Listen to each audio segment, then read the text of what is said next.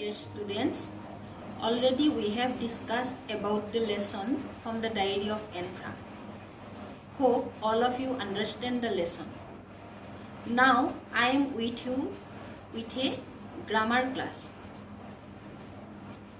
I am going to discuss about tense. Then let us start.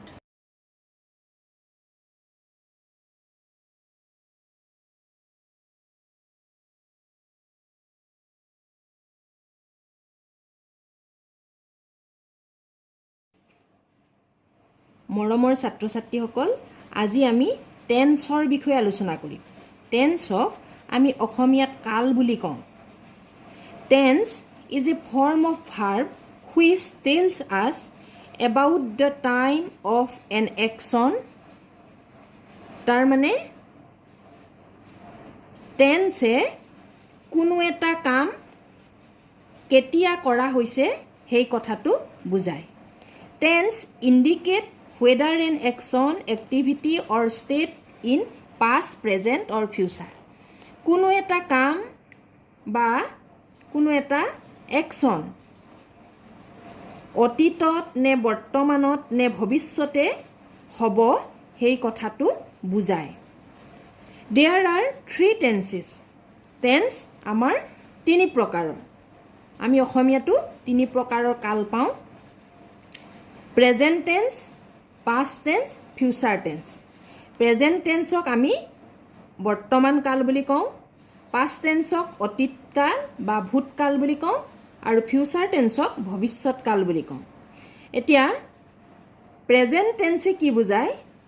তাৰ আমাৰ আমি example চাওঁ I play মই খেলুঁ আকৌ হেতুকে আমি যদি past tense ত কওঁ তেতিয়া I played মই খেলিছিলোঁ আৰু যদি ফিউচাৰত কম আই শেল প্লে মই খেলিম তোমালোকে বুজি পাইছা যে খেলা কামটো আমি কেতিয়া কৰোঁ সেই কথাটো আমি টেন্সৰ জৰিয়তে বুজাইছো আই প্লে মই খেলুঁ মানে এই কামটো মোৰ সদায়ে কৰা হয় বা প্ৰায়ে কৰা হয় সেইকাৰণে এটো আমি প্ৰেজেন্ট টেন্সত কৈছো তেনেকৈ আই প্লেড মই খেলিছিলোঁ কথাটোৱে আমি কামটো অতীততে হোৱা বুজাইছে আকৌ তেনেকে আই শেল প্লে মই খেলিম এই কথাটোত আমি খেলা কামটো ভৱিষ্যতে কৰিম বা পাছলৈ কৰিম এই কথাটো বুজাইছে প্ৰেজেন্ট টেন্স আমি প্ৰেজেন্ট টেন্সক কি বুলি সংজ্ঞা দিম present tense expressing an action that is currently going on or habitually performed or a state that currently or generally exists present tense আমি কেতিয়া কওঁ যে কোনো এটা কাম যেটো কাৰেন্টলি গোইং অন হৈ আছে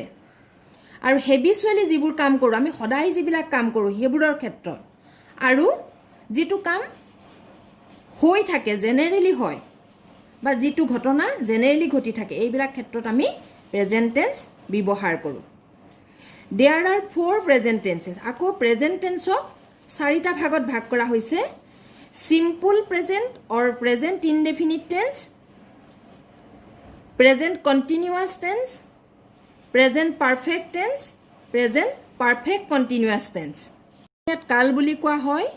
কোনো এটা কাম বা অ্যাকশন এক্টিভিটি কোন সময়ত কৰা হয় তাকে টেন্সৰ জৰিয়তে বুজোৱা যায় অৰ্থাৎ টেন্স বুলিলে সময় সম্পৰ্ক নিৰ্দেশক ভাৰ্বৰ ফৰ্মকে বুজায়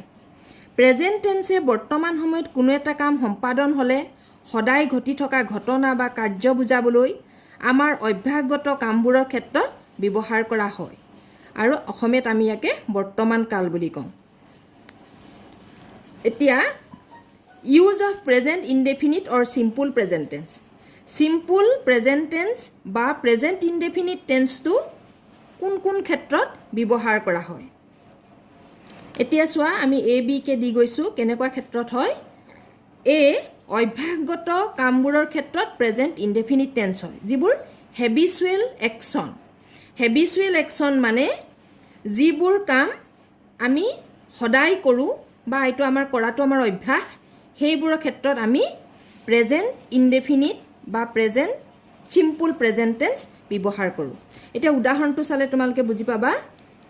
আই গ' টু স্কুল এভৰি ডে মই সদায় স্কুললৈ যাওঁ তাৰমানে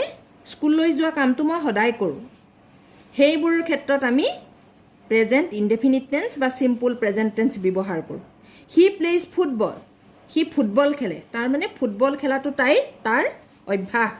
গতিকে এইবিলাক ক্ষেত্ৰত অভ্যাসগত কামবোৰৰ ক্ষেত্ৰত প্ৰেজেণ্ট ইনডেফিনিট টেন্স ব্যৱহাৰ হয় এইটো হৈছে এ নম্বৰ বা 1 নম্বৰ আমি বি বা 2 নম্বৰটো দেখিছোঁ চিৰন্তন সত্যৰ ক্ষেত্ৰত যিবোৰ ইউনিভাৰ্চেল ট্ৰুথ বুলি কোৱা হয় চিৰন্তন সত্য বা সাধাৰণ সত্যবোৰ প্ৰকাশ কৰিবলৈ ভাৰ্বৰ প্ৰেজেণ্ট ইনডেফিনিট টেন্স হয় চিৰন্তন সত্য মানে যিবোৰ ঘটনা সদায় ঘটে বা সাধাৰণতে সেই ধৰণৰ ঘটনা ঘটে এতিয়া চাওঁ মিল্ক ইজ হোৱাইট গাখীৰ বগা গাখীৰ বগাটো চিৰন্তন সত্য তেনেকৈ the sun rises in the east সূৰ্য পূবফালে উদয় হয় এইটো চিৰন্তন সত্য সদায় হয় এইটো the earth moves round the sun পৃথিৱীখন সূৰ্যৰ চাৰিওফালে ঘূৰে গতিকে এইবিলাক হৈছে আমাৰ ইউনিভাৰ্চেল ট্ৰুথ বা চিৰন্তন সত্য সদায়েই এইবিলাক সঁচা এইবিলাক ক্ষেত্ৰত আমি চিম্পল প্ৰেজেণ্ট টেন্স বা প্ৰেজেণ্ট ইনডেফিনিট টেন্স ব্যৱহাৰ কৰোঁ তাৰপিছত 3 নম্বৰতে চোৱা আমি চি নম্বৰ দি লৈছোঁ পুৱা মুহূৰ্তত কাম এটা হোৱা বুজালে ভাৰ্বৰ প্ৰেজেণ্ট ইনডেফিনিট টেন্স হয় যি সময়ত কথাটো হৈ আছে সেই সময়তে যদি আমি কামটো হৈ থাকোঁতেই যদি আমি কওঁ তেতিয়া সেইটোৰ ক্ষেত্ৰত আমি প্ৰেজেণ্ট ইনডেফিনিট টেন্স ব্যৱহাৰ কৰোঁ যেনে I come they play C ছিংছ এইবোৰ প্ৰেজেণ্ট ইনডেফিনিট টেন্সত হয় কামটো হৈ থাকোঁতে আমি কৈছোঁ গতিকে এইটোৰ ক্ষেত্ৰতো প্ৰেজেণ্ট ইনডেফিনিট টেন্স হয় আকৌ কোনো এটা কাম নিৰ্দিষ্ট সময়ত হ'ব এই অৰ্থ প্ৰকাশ কৰিলেও প্ৰেজেণ্ট ইনডেফিনিট টেন্স হয় তাৰমানে কামটো কোনোবা নিৰ্দিষ্ট সময় এটাত হ'বগৈ হোৱা নাই কিন্তু হ'বই যে সেইটো চিয়'ৰ তেনেকুৱা ক্ষেত্ৰত আমি প্ৰেজেণ্ট ইনডেফিনিট টেন্স ব্যৱহাৰ কৰোঁ এতিয়া চোৱা উদাহৰণটো চালে তোমালোকে বুজি পাবা হি লিভছ ফৰ গুৱাহাটী টুমৰো হি কাইলৈ টুমৰোটো আমাক কাইলৈ বুজাইছে কাইলৈ গুৱাহাটী এৰি যাব কিন্তু হি যে কাইলৈ যাব সেইটো মানে চিয়'ৰ খাটাং সেইকাৰণে এইটোৰ ক্ষেত্ৰত আমি প্ৰেজেণ্ট ইনডেফিনিট টেন্স ব্যৱহাৰ কৰিছোঁ she comes here on Sunday next তাই পিছৰ দেওবাৰে আহিব ইয়ালৈ আহিব তাৰমানে অহাটো চিয়'ৰ তাৰমানে ছানডে নেক্সট ছানডেত তাই ইয়ালৈ আহিব our annual examination comes off in November আমাৰ বছৰেকীয়া পৰীক্ষা নৱেম্বৰত হয় তাৰ নৱেম্বৰ সকলো নৱেম্বৰতে হয় প্ৰতি বছৰে নৱেম্বৰতে হয় কাৰণে এইটোৰ ক্ষেত্ৰতো আমি যে হ'বই যে সেইটো আমি চিয়'ৰ সেইকাৰণে ইয়াৰ ক্ষেত্ৰতো আমি প্ৰেজেণ্ট ইনডেফিনিট টেন্স ব্যৱহাৰ কৰোঁ আকৌ কেতিয়াবা আৰু চোৱা কোনো এটা কাম স্থিৰ সিদ্ধান্ত অনুযায়ী ভৱিষ্যতে অনুষ্ঠিত হ'ব সেই অৰ্থ প্ৰকাশ কৰিলেও প্ৰেজেণ্ট ইনডেফিনিট টেন্স হয় কোনো এটা কাম আজি নহ'লেও নিৰ্দিষ্ট সময় এটাত হ'ব সেইটো হোৱাটো সিদ্ধান্ত কৰা হৈছে স্থিৰ সিদ্ধান্ত মানে হ'বই সেইবোৰ ক্ষেত্ৰতো আমি প্ৰেজেণ্ট ইনডেফিনিট টেন্স ব্যৱহাৰ কৰোঁ যেনে দ্য ট্ৰেইন ষ্টাৰ্টছ এট 9:30 ট্ৰেইনখন